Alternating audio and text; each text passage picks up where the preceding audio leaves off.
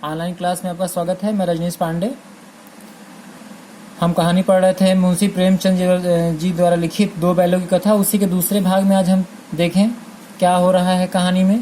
पहले भाग में हम लोगों ने पढ़ा था कि हीरा और मोती जो कि झोरी के दो बैल हैं, दोनों में आपस बहुत प्रेम है और वो एक नई जगह पहुंचते हैं, वहां से वो भागते हैं। उसी के आगे कहानी पढ़ते हैं।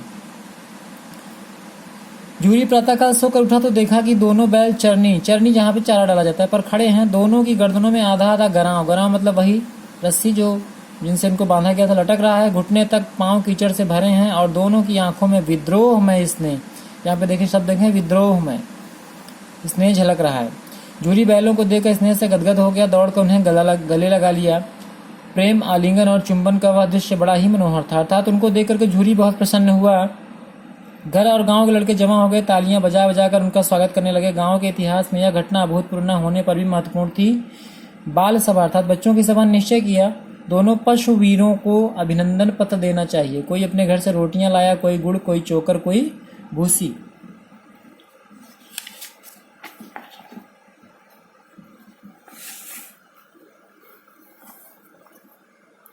एक बालक ने कहा, ऐसे बैल किसी के पास ना होंगे। दूसरे ने समर्थन किया, इतनी दूर से दोनों अकेले चले हैं। तीसरा बोला, बैल नहीं है, वे उस जन्म के आदमी हैं। इनका प्रतिवाद करने का किसी को साहस ना हुआ। कोई ऐसा व्यक्ति नहीं था जो इन बच्चों की बात को गलत बता सके। झूरी की स्त्री ने बैलों को द्वार पर देखा तो जल उठी, बोली, कैसे नमक हराम बैल हैं कि एक दिन वहां काम न किया भाग खड़े हुए। झूरी अपने बैलों पर यह आक्षेप न सुन सका। नमक हराम क्यों है? चारा दाना न दिया होगा तो क्या करते? स्त्री ने रोब के साथ कहा, बस तुम ही तो बैलों को खिलाना जानते हो और सभी पानी पिला पिला कर रखते हैं। झूरी ने चिढ़ाया, चारा मिलता तो क्यों भागते?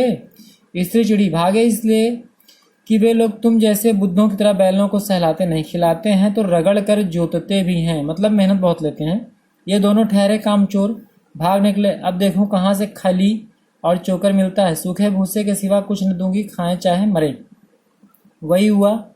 मजदूर को कड़ी ताकीद कर दी गई। मजदूर जो उनकी मजूर माफ करिएगा, कड़ी हिदायत दी गई कि बैलों को खाली सूखा भूसा दिया जाए। बैलों ने नाद मुंह डाला तो फीका फीका, ना कोई चिकनाहट ना कोई रस। क्या खाएं? आशा भरी आंखों से द्वार की ओर ताकने लगे। झूरी ने मजूर से कहा, थोड़ी सी खली क्यों नहीं डाल देता बे? मालकिन मुझे मार ही डालेंगी। चुरा कर डाल। ना दादा, पीछे से तुम ही उन्हीं किसी कहोगे। दूसरे दिन झूरी का साला फिर आया, बैलों को ले चला। आपकी उसने दोनों को गाड़ी में जोता। इस बार वो उनको गाड़ी में जोत के ले जा रहा था। 2-4 बार मोती ने गाड़ी को सड़क की खाई में गिराना चाहा पर हीरा ने संभाल लिया। वह ज्यादा सहनशील था। संध्या समय घर पहुंचकर उसने दोनों को मोटी रस्सियों से बांधा और कल की रात का मजा चखाया। फिर वही सूखा भूसा डाल दिया। अब अपने दोनों बैलों को खली, चूनी सब कुछ दी।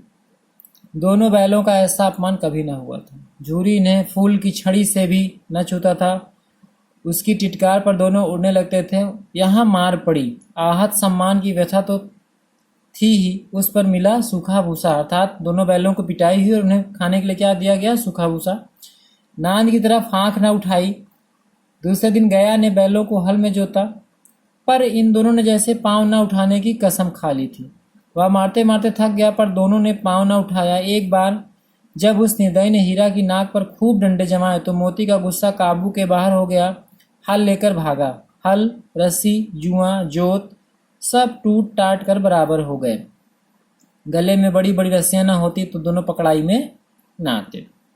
हीरा ने मूक भाषा में कहा, भागना व्यर्थ है। मोती ने उत्तर दिया, तुम्हारी तो इसने जान ही ले ली थी, अब की बड़ी मार पड़ेगी। पढ़ने दो, बैल का जन्म लिया है तो मार से कहाँ तक बचेंगे। यहाँ पर एक लाइन चरितार्थ हो रही है, पराधीन सपने सुख नहीं। जो व्यक्ति किसी का गुलाम होता है उसे कभी भी सुख नहीं मिलता। गया 2 आदमियों के साथ दौड़ा आ रहा है, दोनों के हाथों में लाठियां हैं। मोती बोला, कहो तो दिखा दूं मजा, मैं भी लाठी लेकर आ रहा है। हीरा ने समझाया, नहीं भाई खड़े हो जाओ, मुझे मारेगा तो मैं भी 1-2 को गिरा दूंगा।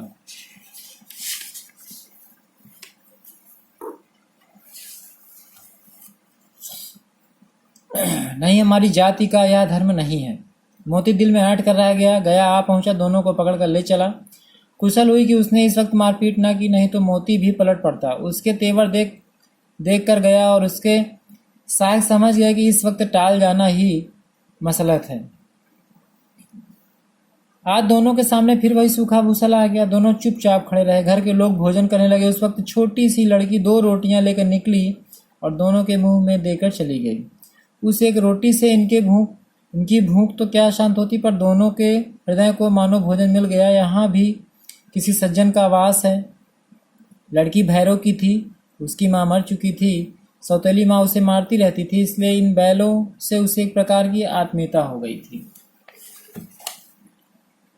दोनों दिन भर जोते जाते, डंडे खाते, अड़ते, शाम को थान पर बांध दिए जाते और रात को वही बालिका उन्हें रोटियां खिला जाती। प्रेम के इस प्रसाद की यह बरकत उन्नति थी कि 2 गाल सूखा भूसा खाकर भी दोनों दुर्बल ना होते थे, मगर दोनों की आंखों में रोम में विद्रोह भरा हुआ था। एक दिन मोती ने मूक भाषा में कहा, अब तो नहीं सहा जाता हीरा, क्या करना चाहते हो?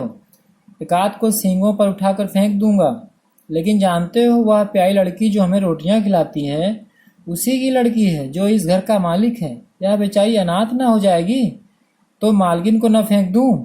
वही तो उस लड़की को मारती है। लेकिन औरत जात पर सींग चलाना मना, यह भूले जाते हो? यहाँ पर एक और महत्वपूर्ण बात, भारतीय संस्कृति, औरत जात पर सींग अर्थात औरत जात और स्त्री पर हाथ उठाना वर्जित। तुम तो किसी तरह निकलने नहीं देते, बताओ तुड़ा कर भाग चले। हाँ, यह स्वीकार करता हूँ, लेकिन इतनी मोटी रस्सी टूटेगी कैसे? इसका एक उपाय है। पहले रस्सी को थोड़ा सा चबा लो, फिर एक झटके में जाती है। रात को जब बालिका रोटियां खिलाकर चली गई, दोनों रस्सियां चबाने लगे, पर मोटी रस्सी मुंह में ना आती। बेचारे बार बार जोर लगाकर रह जाते थे। सहसा घर का द्वार खुला। वही लड़की निकली। दोनों सिर झुकाकर उसका हाथ चाटने लगे। दोनों की पूंछें खड़ी हो गईं। उसने एक उनके माथे से हलाया और बोली, खोले देती हूँ, चुपके से भाग जाओ, नहीं तो यहाँ लोग मार डालेंगे। आज घर में सलाह हो रही थी, इनके नाकों में नाथ डाल दी जाए। उसने गराव खोल दिया। दोनों चुपचाप खड़े रहे। मोती ने अपनी भाषा में पूछा, आप चलते क्यों नहीं? हीरा ने कहा, चलें तो, लेकिन कल इस अनाथ पर आफत आएगी, सब इसी पर संदेह करेंगे। सहसा बालिका चिल्लाई, दोनों फूफा वाले बैल भागे जा रहे हैं। ओ दादा, बैल भागे जा रहे हैं, जल्दी दौड़ो।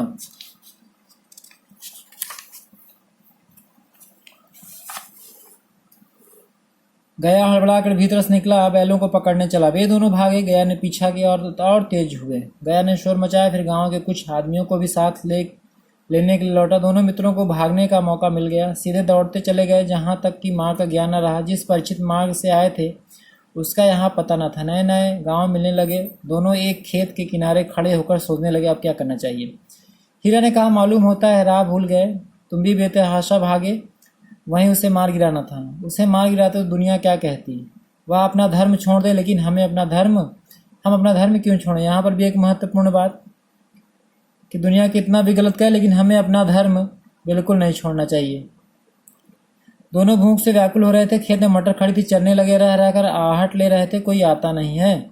जब पेट भर गया, दोनों ने आज़ादी का अनुभव किया तो मस्त होकर उछलने कूदने लगे। पहले दोनों ने डकार ली, फिर सींग मिलाए और एक दूसरे को ठेलने लगे। मोती ने हीरा को कई कदम पीछे हटा दिया, यहाँ तक कि वह खाई में गिर गया। तब उसे भी क्रोध आया, संभल कर उठा, फिर मोती से मिल गया। मोती ने देखा खेल खेल में झगड़ा हो जाता है तो किनारे हट गया। फिलहाल इतना ही, बाकी इसके तीसरे भाग में।